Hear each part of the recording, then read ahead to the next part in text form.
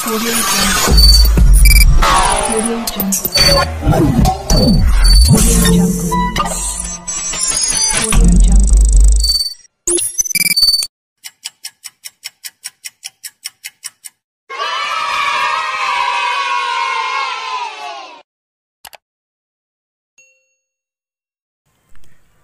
Assalamualaikum warahmatullahi wabarakatuh.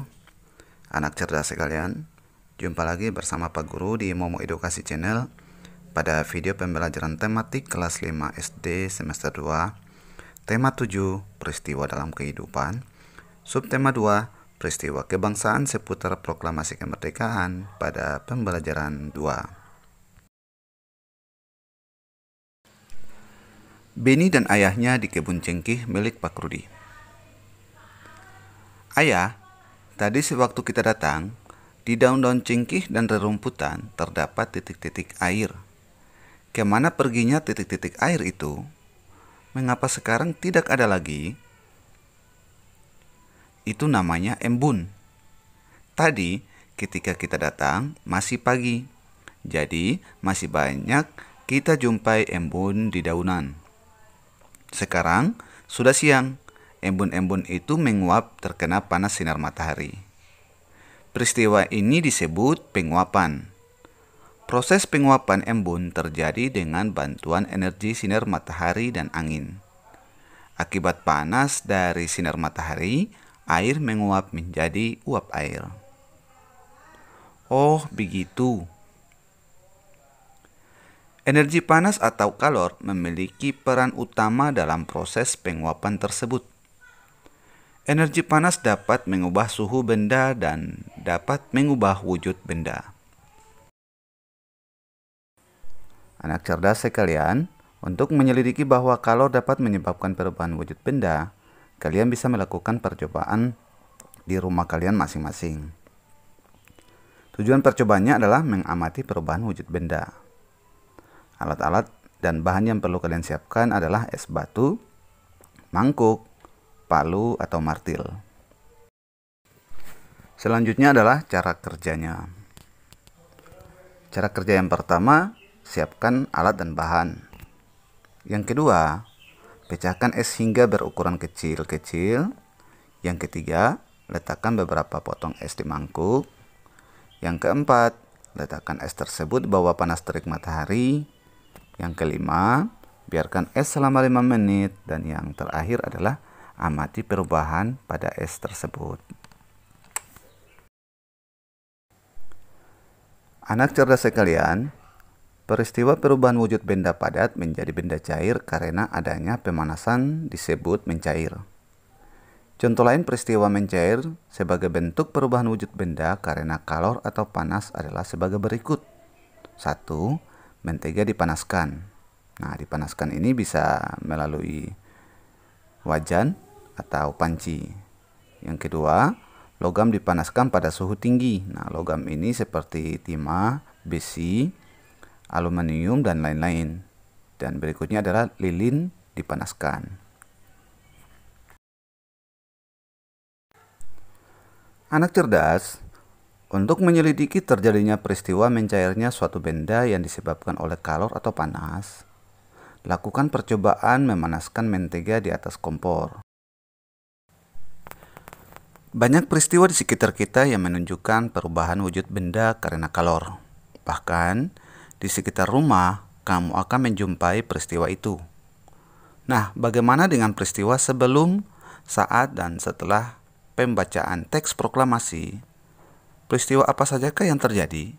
Mari kita pelajari bersama. Banyak peristiwa terjadi turut mengiringi peristiwa pembacaan teks proklamasi. Peristiwa yang terjadi menjadi catatan sejarah penting bagi bangsa Indonesia. Nah, anak cerdas sekalian, mari sama-sama kita mengamati teks bacaan berikut yang berjudul Peristiwa Menjelang dan Sesudah Pembacaan Teks Proklamasi. Setelah mendengar berita Jepang menyerah kepada sekutu, bangsa Indonesia mempersiapkan dirinya untuk merdeka. Perundingan-perundingan diadakan di antara para pemuda dengan tokoh tua, maupun di antara para pemuda sendiri. Walaupun demikian, antara tokoh pemuda dan golongan tua perbedaan pendapat. Akibatnya, terjadilah peristiwa Rengas Dengklok pada tanggal 16 Agustus pukul 04.00 waktu Indonesia Barat. Bung Hatta dan Bung Karno beserta Ibu Fatmawati dan Guntur Soekarno Putra dibawa pemuda ke Rengas Dengklok agar tidak terpengaruh oleh Jepang. Tujuannya mendesak golongan tua untuk segera memproklamirkan kemerdekaan Indonesia. Setelah melalui perdebatan dan ditengahi Ahmad Subardjo, menjelang malam hari, kedua tokoh Bung Hatta dan Bung Karno akhirnya kembali ke Jakarta. Rombongan Soekarno-Hatta sampai di Jakarta pada pukul 23.00 waktu Indonesia Barat. Soekarno dan Hatta setelah singgah di rumah masing-masing, lalu bersama rombongan lainnya menuju rumah Laksamana Maeda di Jalan Imam Bonjol nomor 1, Jakarta, tempat Ahmad Subardjo bekerja. Di tempat itu, mereka akan merumuskan teks proklamasi kemerdekaan Indonesia. Perumusan sampai dengan penandatanganan teks proklamasi kemerdekaan baru selesai pada pukul 04.00 waktu Indonesia Barat dini hari pada tanggal 17 Agustus 1945. Pada saat itu juga disepakati bahwa teks proklamasi akan dibacakan di halaman rumah Insinyur Soekarno di Jalan Peganggasan Timur 56 Jakarta pada pukul 10 waktu Indonesia Barat. Adapun peristiwa setelah dibacakan teks proklamasi kemerdekaan sebagai berikut. Yang pertama, penyebaran berita proklamasi kemerdekaan 17 Agustus 1945.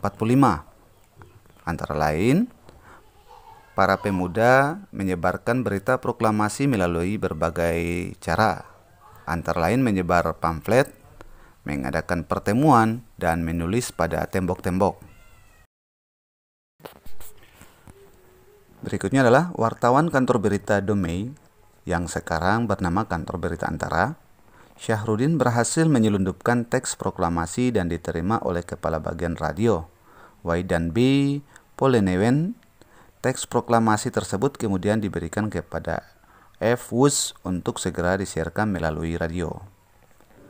Berikutnya adalah berita proklamasi kemerdekaan Indonesia juga disebarkan melalui beberapa surat kabar.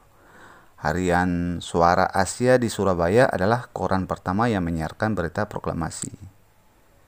Yang berikutnya adalah pihak pemerintah Republik Indonesia juga menugaskan para gubernur yang telah dilantik pada tanggal 2 September 1945 untuk menyebarluaskan berita proklamasi kemerdekaan Indonesia di wilayahnya. 2. Sambutan rakyat di berbagai daerah terhadap proklamasi kemerdekaan Indonesia. Peristiwa penting yang menunjukkan dukungan rakyat secara spontan terhadap proklamasi kemerdekaan Indonesia antara lain sebagai berikut. Rapat raksasa di lapangan Ikada, Ikatan Atletik Jakarta.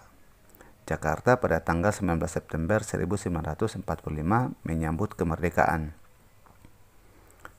Berikutnya adalah usaha menegakkan kedaulatan juga terjadi di berbagai daerah dengan adanya tindakan heroik di berbagai kota yang mendukung proklamasi kemerdekaan Indonesia, antara lain di Yogyakarta, Semarang, Surabaya, Aceh, Bali, Palembang, Kalimantan, Bandung, Makassar, Lampung, Solo, Sumatera Selatan, dan Sumbawa. Peristiwa pembacaan teks proklamasi tanggal 17 Agustus 1945 merupakan tonggak sejarah yang menjadikan bangsa Indonesia merdeka dan berdaulat. Seluruh rakyat Indonesia pun menyambut dengan penuh kegembiraan. Ayo tularkan semangat kemerdekaan dengan menyanyikan lagu berikut yang berjudul Hari Merdeka. Dapatkah kamu melakukan gerak tari diiringi lagu Hari Merdeka di atas? Gerak tari adalah serangkaian gerakan indah dari dalam tubuh manusia. Penampilan gerak tari akan terasa lebih indah jika ada iringan musiknya. Musik dan tari merupakan satu kesatuan yang tidak dapat dipisahkan. Musik dapat mengatur tempo gerak sebagai pengiring, memberikan suasana, dan sebagai ilustrasi untuk mempertegas ekspresi gerak. Selain musik atau iringan tarinya, keindahan gerak tari juga dapat dilihat dari pola lantai saat penari memperagakan gerak tari. Tahukah kamu apa yang dimaksud dengan pola lantai? Pola lantai adalah garis-garis di lantai yang dilalui oleh penari dari perpindahan tempat satu ke tempat lain pada saat melakukan gerak tari.